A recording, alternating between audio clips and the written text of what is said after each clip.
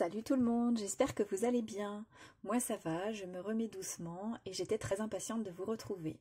Merci beaucoup pour vos petits messages de soutien et d'encouragement, ça m'a fait très plaisir. Je voulais saluer ceux qui ont rejoint la chaîne pendant mon absence, alors bienvenue à vous. Et je voulais aussi faire un petit coucou aux autres pays qui regardent. J'ai vu qu'il y avait la Belgique, l'Allemagne, la Pologne et la Suisse. Voilà, un petit coucou à vous, ça fait super plaisir. Savoir que le scrap a ce côté universel où malgré la barrière de la langue, on peut comprendre des choses et apprendre de nouvelles techniques ou voilà, ouvrir un peu à de nouvelles choses. Et ben, je trouve ça génial.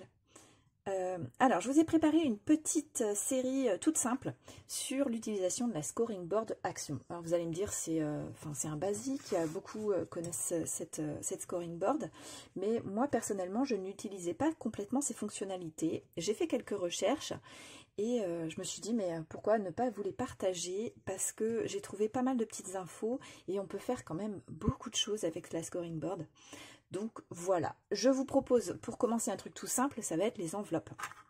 Donc aujourd'hui, les enveloppes.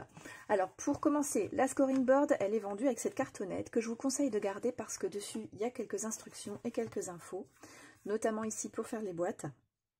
Et puis on a plusieurs langues. Voilà, donc pour comprendre comment ça fonctionne.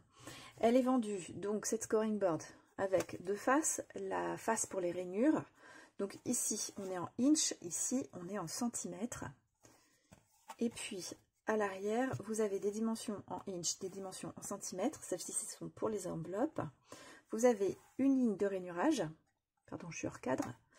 Le score guide, qui va nous servir tout à l'heure. Et puis, une butée ici et une butée ici, qu'il ne faut surtout pas oublier. Donc, les centimètres à droite, les inches à gauche.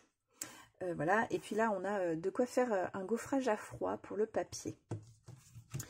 Vous avez avec la petite punchboard, donc qui fait des encoches de ce côté et les angles de celui-ci. Et puis le petit plioir avec un petit ergot et je vous montrerai tout à l'heure à quoi il sert. Alors moi je ne l'utilise pas, j'ai un plioir que je préfère avec lequel je suis plus à l'aise. Mais voilà, à vous de voir. Alors, donc je vous ai dit, aujourd'hui on commence tout simple avec les enveloppes. Les enveloppes, donc moi je vais prendre en centimètres. C'est ici que ça se passe. Ça, ce sera votre rendu final. Donc vous pouvez l'avoir en rectangle et vous pouvez l'avoir en carré. Ça, ce sera la taille du papier de départ. Et là, vous aurez toujours quelque chose de carré.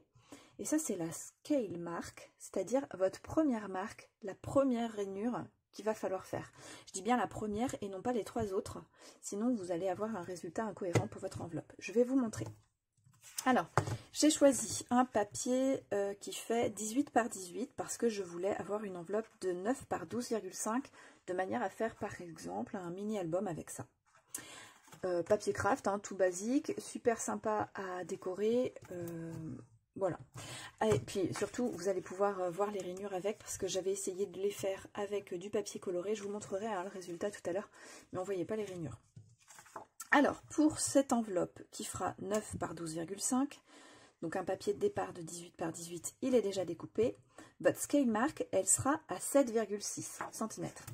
C'est-à-dire que, en plaçant votre papier le long de ces deux repères, vous allez descendre jusqu'à 7,6. Voilà, moi, 7,6, il se trouve ici. Et là, vous allez marquer votre première rainure. Donc à vous d'adapter la force pour le rainurage selon votre papier. Plus il sera épais, plus il risque de craquer. Plus il sera fin, plus il risque de déchirer. Vous voyez, donc j'ai fait ma première rainure ici.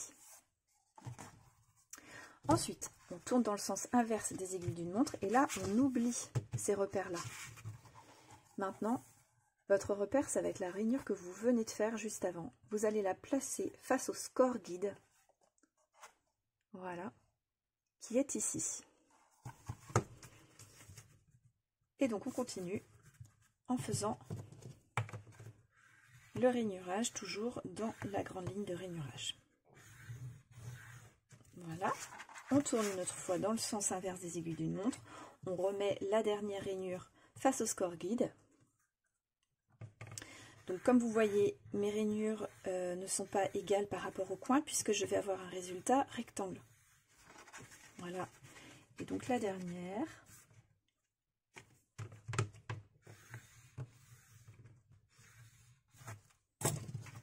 Voilà, là on n'a plus besoin de ça. Je la pousse. Donc comme vous pouvez le voir, mes rainures sont là et on voit déjà apparaître le résultat, la dimension du résultat. Alors maintenant vous avez besoin de votre punchboard avec la partie qui a des repères. Les repères, ils vont être, ça va être vos rainures, tout simplement. Donc vous placez, alors est-ce que vous allez bien voir? Je vais essayer. Vous placez donc vos 2 encoches sur vos 2 rainures et vous punchez. Voilà, les 4 faces. Et voilà. Vous avez vos encoches et vous allez pouvoir marquer vos plis.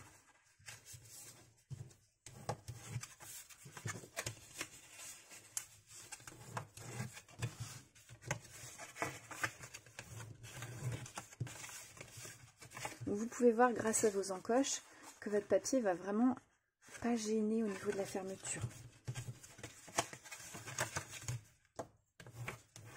Voilà, c'est très pratique. Donc maintenant, plusieurs possibilités. Vous pouvez laisser votre enveloppe comme ceci. Vous pouvez aussi couper droit entre les deux. C'est ce que j'ai fait sur celle-ci par exemple. Ou vous pouvez utiliser l'autre côté qui donc fait les coins. Moi j'utilise sur les 4 parties. Mais encore une fois, c'est vous qui voyez. Voilà.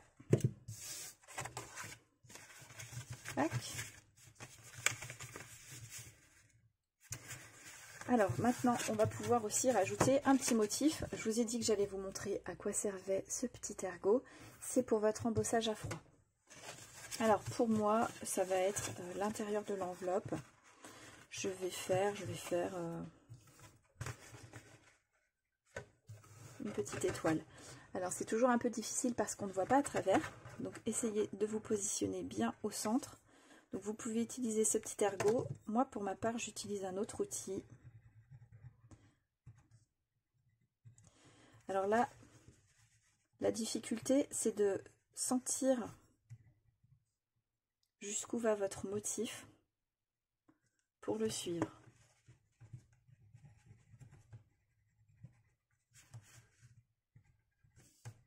Donc on fait preuve de patience, petit à petit, en repoussant le papier.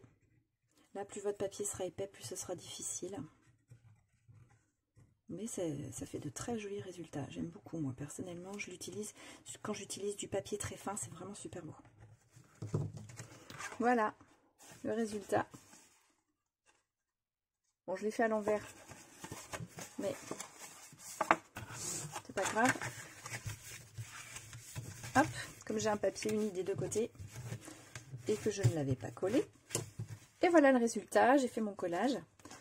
Donc... vous voyez le petit embossage à froid, je trouve ça joli. Vous voyez, c'est tout simple hein, pour commencer. Alors voilà le résultat. Donc j'ai fait 3 enveloppes différentes. Pour celle-ci, je suis partie sur un papier de 12,7 par 12,7 pour un résultat de 5 par 8,8.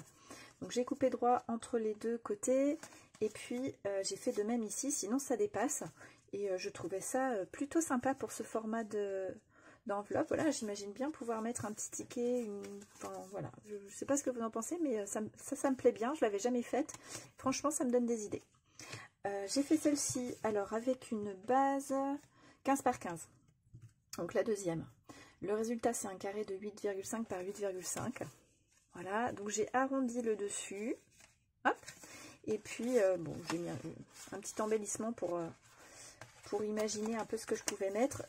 Je peux mettre un peu d'épaisseur, vous voyez, là mon embellissement est plutôt plat et je peux mettre quelque chose de plus épais, donc c'est super sympa aussi. Là j'ai laissé l'arrondi et ça tombe parfaitement.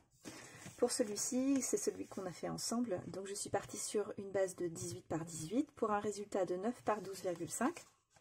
Et là encore, je n'ai rien découpé. Par contre, vous voyez que cet angle-là, il dépasse par rapport à la carré. J'espère que ça va vous donner des idées et que vous allez vous sentir à l'aise pour utiliser cette partie-là. En tout cas, n'hésitez pas si vous avez des questions. Si je n'ai pas été assez claire, j'y répondrai avec plaisir. Je vous embrasse, je vous dis à très bientôt. Allez, salut!